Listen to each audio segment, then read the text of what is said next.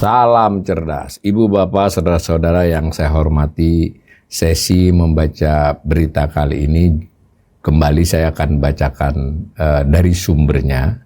Tetapi sebelumnya saya perlihatkan beberapa media yang membuat berita tentang yang disebut oleh sumber berita tersebut. Kebetulan sumber beritanya adalah dari World Bank, ya, dari Bank Dunia, terkait dengan soal ukuran kemiskinan Bank Dunia.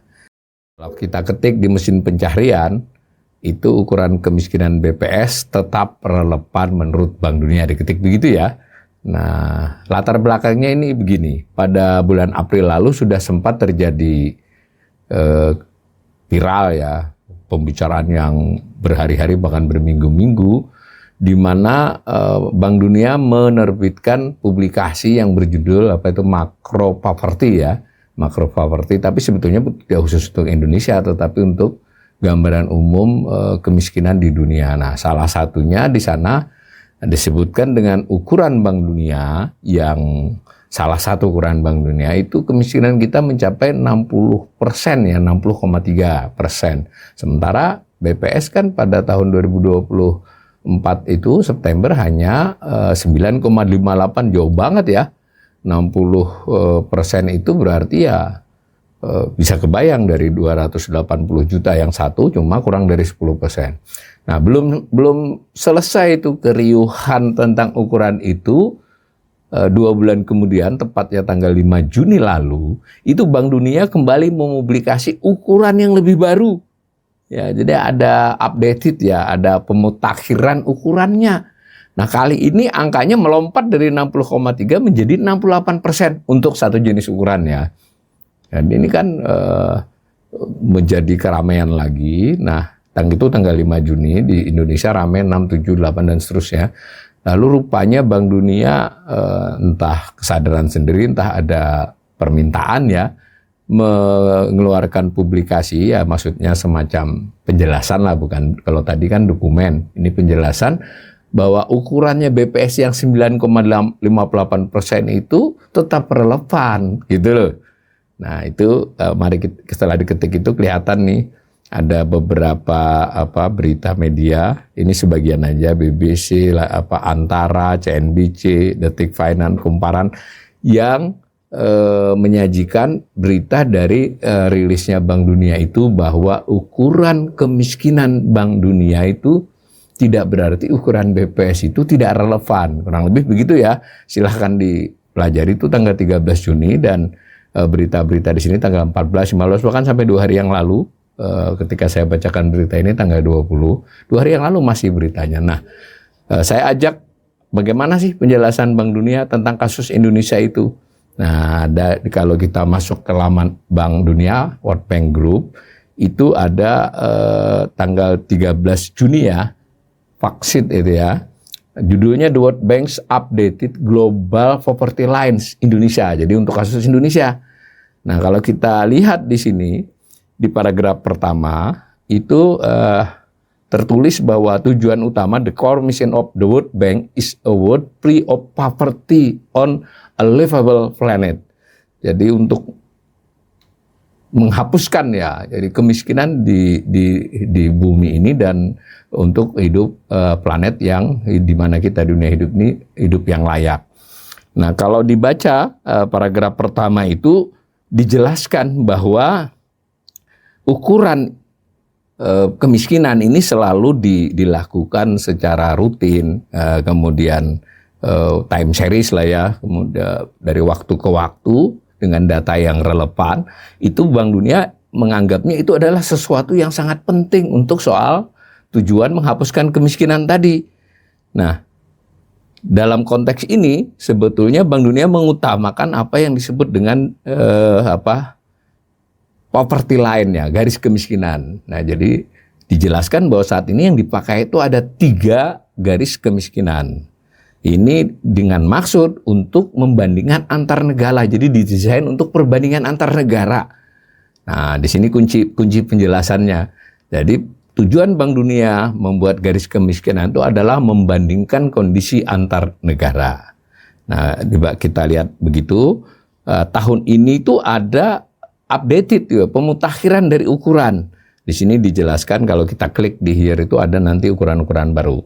Nah, di paragraf kedua dijelaskan bahwa kalau memakai ukuran yang baru nih, tanggal 5 Juni tadi, ini penjelasan ini tanggal 15 Juni untuk kasus Indonesia ini, maka ukuran kemiskinan ekstrim, nah ini kan 3 ukuran tuh, ukuran kemiskinan ekstrim tuh Indonesia itu 5,4%. Nah, ini sebetulnya kalau medianya jeli, ini malah bisa diolah lagi nih pernyataan ini, karena Pak Presiden Jokowi, presiden sebelum ini, itu pada tahun 2022, 23, 2022 sudah menyatakan bahwa pengen the extreme poor ini, kemungkinan ekstrimnya akan 0 di 2024. Dan publikasi terkininya BPS kira-kira setahun yang lalu itu bulan Agustus saya ingat itu juga sudah memperlihatkan bahwa angkanya sudah 0, jadi bukan 1 ya.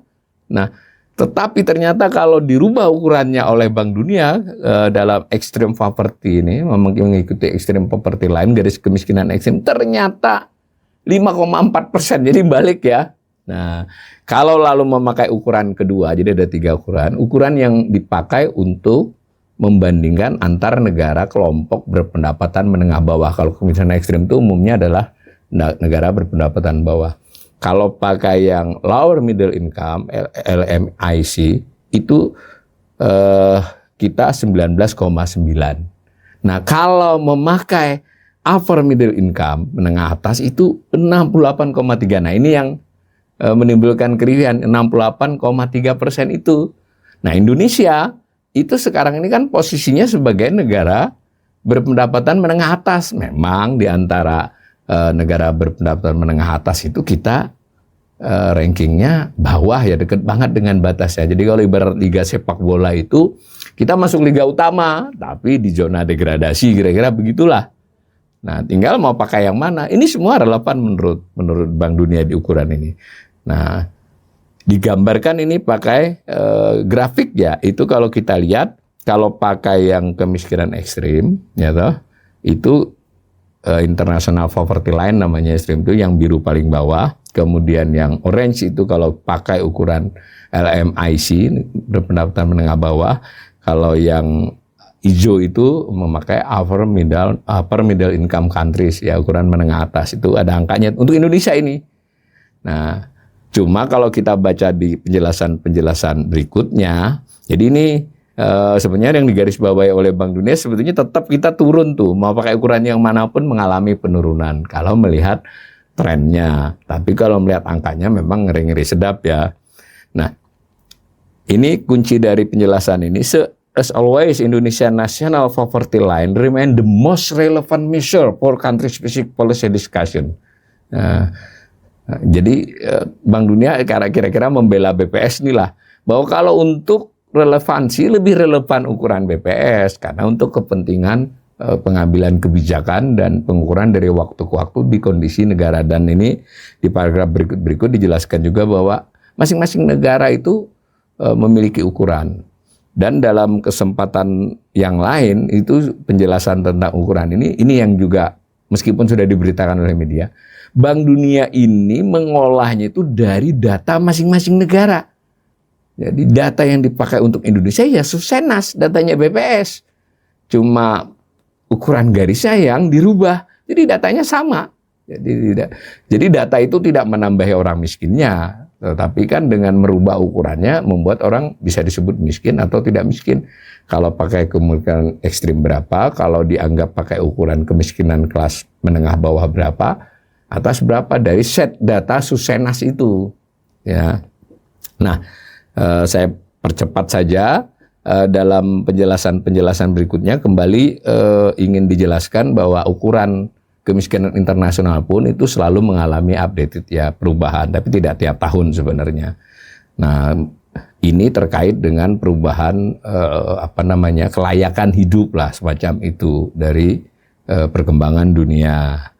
Nah, di sini juga dijelaskan bahwa perkiraan Bank Dunia itu lebih mencari sekaligus perbandingan dan dikatakan berbeda dengan cara masing-masing negara, dan dalam kasus penjelasan ini kan Indonesia.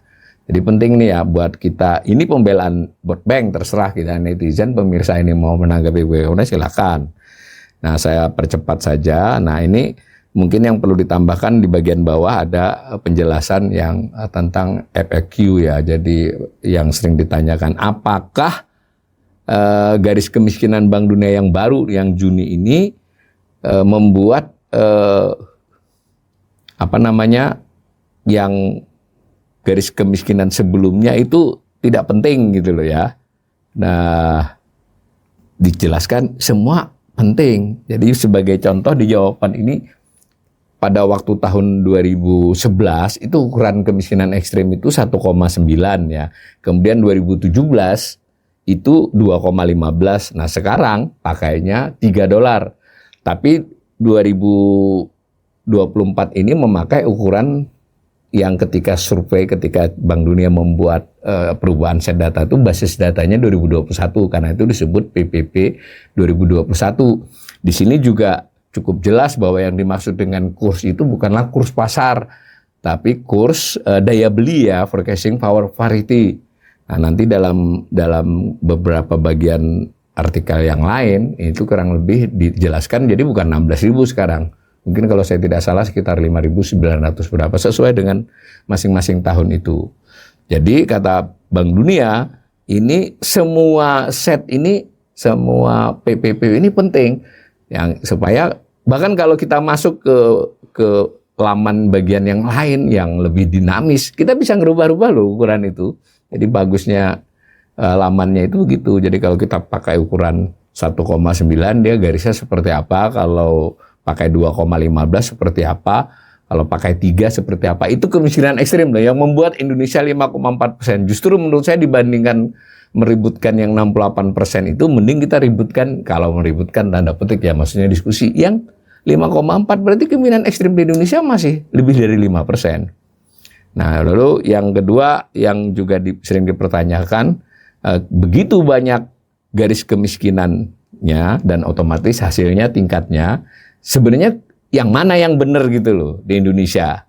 Ya kalau menurut jawabannya Bank Dunia ini tidak ada yang mutlak benar, semua penting sesuai tujuannya. Itu ya, kalau mau perbandingan ya mestinya kita pakai ukuran Bank Dunia ya. Nah, lalu di bagian ketiga yang soal banyak yang ditanyakan ini tadi yang sudah saya jelaskan di depan, rupiah itu adalah rupiah purchasing power parity, bukan rupiah dalam nilai pasar ya, ini dijelaskan. Nah, yang PPP itu sendiri ada sumbernya. Jadi Bank Dunia melakukan ini ada sumbernya yang disebut dengan International Comparisons Program, ICP ya. Nah, demikian, ini saya silakan dibaca sendiri lebih panjang, dan ini diklik-klik kita bisa cari sumber-sumber yang lebih jauh di Bank Dunia tersebut. Nah, ini kembali digarisbawahi bahwa berdasarkan ukuran LMIC, seandainya kita memakai ukuran negara kelas menengah bawah, itu dengan ukuran baru ini dibandingkan dengan yang kemarin sudah ribut itu ya, 15,6 menjadi 19,9%. Masih jauh lebih tinggi dari 9,58 versi BPS. Kalau pakai yang berapa, $8 ya berarti ya, dari 60,3 menjadi 68,3. Sebelumnya kan $6,68 ukurannya. Demikian, mudah-mudahan penjelasan saya ini membantu kita untuk memahami permasalahan. Jadi saya setuju sih, sebagian dari penjelasan Bank Dunia saya setuju. Kita tetap memerlukan ukuran kemiskinan BPS, kita juga perlu tahu perbandingan dengan negara lain dengan ukuran Bank Dunia ini, dan ukuran BPS juga nanti lain kali kita akan kasih assessment, itu juga ya biarpun dibilang relevan oleh Bank Dunia bukan berarti tidak harus diperbaiki. Kita masih memakai metodologi yang sama pada waktu 98 dibuat, udah berapa puluh tahun. Sehingga bukan atas desakan soal perbandingan dengan internasional poverty line ini, tapi cara mengukur BPS sendiri pun jelas-jelas perlu disempurnakan. Mudah-mudahan ini menjadi pemicu untuk perubahan ukuran garis kemiskinan, metodologi pengukurannya, dan yang penting gunanya ukuran tersebut sebagai pengambilan kebijakan dan pelaksanaan kebijakan di Indonesia, baik pemerintah pusat maupun pemerintah daerah.